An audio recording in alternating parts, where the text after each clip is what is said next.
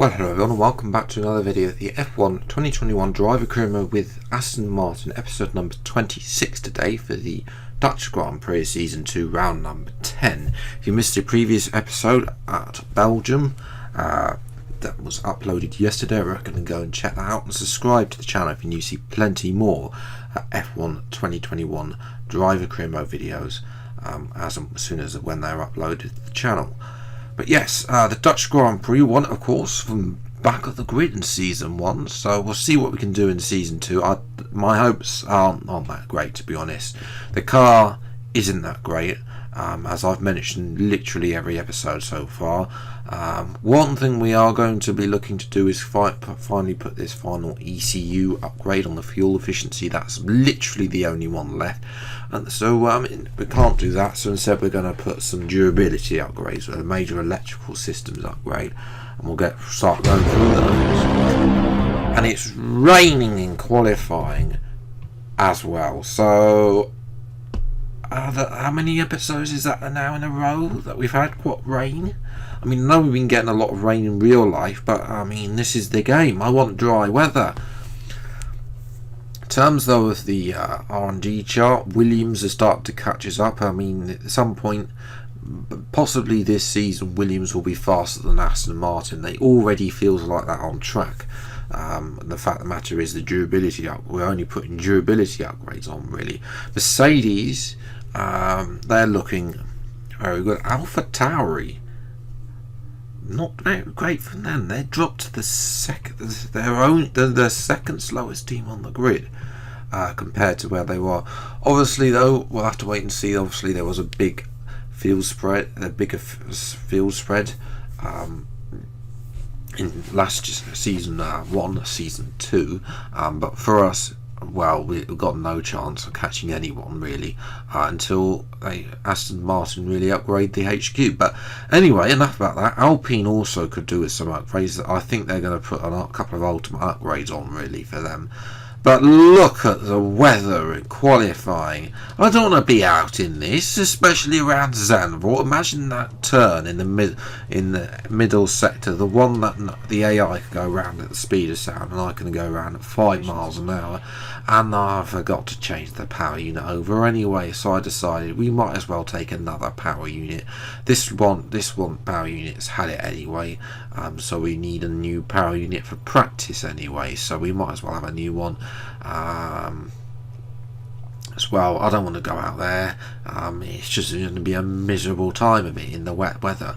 I will say this, the wet weather tyre is absolutely horrific on the F1 game. I don't know if they actually do any wet weather or as actually intermediates, but it still would have been terrible there. A mixed up grid though caused by this. So Lewis Hamilton down in 7th, Mazepin's in 9th, and Bottas is 18th. So we're going to have company at the back row, but this is going to be interesting. Mazepin, I expect, will hold everyone up, so we've got an advantage. I'm not saying we can could we get points? Well, this is going to be interesting. It's time though for the race. Well, on the upside, after that qualifying, things can only improve. You need to start thinking about how to pluck a halfway decent result out of this mess. For years, the passionate Dutch fans have been easy to find trackside at races across Europe and throughout the world. Now at long last, they have a Grand Prix to call their own. It's a warm welcome once again to all of our viewers in the Netherlands and around the globe as we get underway for the Dutch Grand Prix. Zandvoort circuit, 14 corners, 10 to the right and 4 to the left, with plenty of steep camber and elevation changes to keep our drivers on their toes throughout a 2.6 mile lap. With the Grand Prix nearly upon us, Anthony Davidson is by my side once again to offer his perspective. Let me ask you about Aston Martin. What do you make of their performance so far this season? Well, the atmosphere within that team seems very positive at the moment. Everyone seems like they're in great spirits and having a lot of fun doing what they do, and that's definitely contributed to the performances we've seen. Let's run you through the driver grid order for today's exciting race. Daniel Ricciardo has a clear view ahead from pole position, and Lando Norris lines up alongside. As we continue through the rest of the grid today, we have Perez, Leclerc, Max Verstappen and Hamilton, Sainz, Mazepin, Fernando Alonso and Sebastian Vettel, Russell, Gasly, they've taken a grid penalty, Antonio Giovinazzi and Mick Schumacher, Joe, Latifi, Valtteri Bottas and Esteban Ocon, Tsunoda, they'll be starting further back after an earlier grid penalty, and an Aston Martin. That's it then, it's time to go racing as we head to trackside for today's race. So our main battle today will be Bottas. If we can get ahead of him, then I think we can keep him behind and show Toto Wolff what we're capable of. Race strategy, the game's trying to put me on mediums to softs. I don't like that. I know we might face tyre issues, but I was thinking, you know what, we're starting at the back, we're going to need to make places up at the start, so we could undercut everyone, but there's a whole load of different strategies we can do. We're going to start on the softs, move to the mediums. It's just too much, I think, with the times of the tyres. There's 5 pit lights in for the Dutch Grand Prix. And lights out and away we go, and it's a good start compared to Tsunoda, who's on the back row with an engine penalty. Bottas has had a mediocre start. We're going to dive down the inside then of 5 cars, trying to go 3 wide with the 2 Alfa Romeos, and I think we're going to have to squeeze one out, and I think one of the Alfa Romeos has been squeezed out onto the grass by the other. As we go around the outside of the carousel of Giovinazzi, we need to get in front of Giovinazzi. We'll cut back to that in just a moment. But it was Guan Yu Zhou, his teammate did not want to yield, Nicholas Latifi, and Zhou is now at the back. Bottas has had a slow start as well. We need to car through this traffic immediately, dispatching a Giovinazzi as soon as possible. Next up, Vettel. Not a great start for our 4-time world champion teammate. As I said, I think he might retire.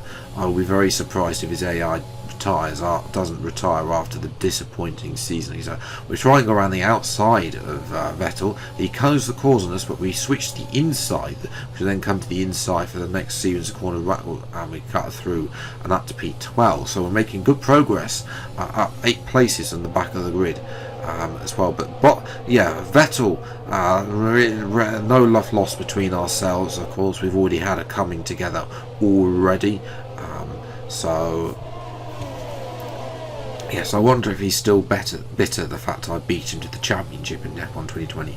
Right, that next lap 4, we're around the outside of Pierre Gasly. Had to go side by side for him, pretty much the most sector, give us some space. Russell and Mazepin are going side by side. We're going to fast forward things through lap 4, and we'll see Russell is ahead. You can see he's pulling out. Russell's actually scored in the last race at Belgium thanks to my penalty indiscretions, but Mazepin really not doing that great in the car, and as a result he's going to be absolutely easy pickings as we get the DRS and pull to the inside, and it's a comfortable overtake up into the points P10. But Gasly, of course, will be there. Mazepin will drop like a stone. Unfortunately, we're not able to catch Russell because we jumped to lap 6. We're not able to really pull away because the tyres are on fire. The rear left this year seems to be the tyre of interest, and I might need to lower the tyre pressures potentially to try and reduce that. That's something I will probably play about with in future seasons, just to see if it helps out with the temperatures, but it's not that great. And we jumped to lap 9. Bottas is now caught up to us. We're coming at the end of lap. We might be coming in the end of lap 10. We might think, but I feel like, do I sacrifice? Well, I think about it. As with a couple of people make their car, we were in P9.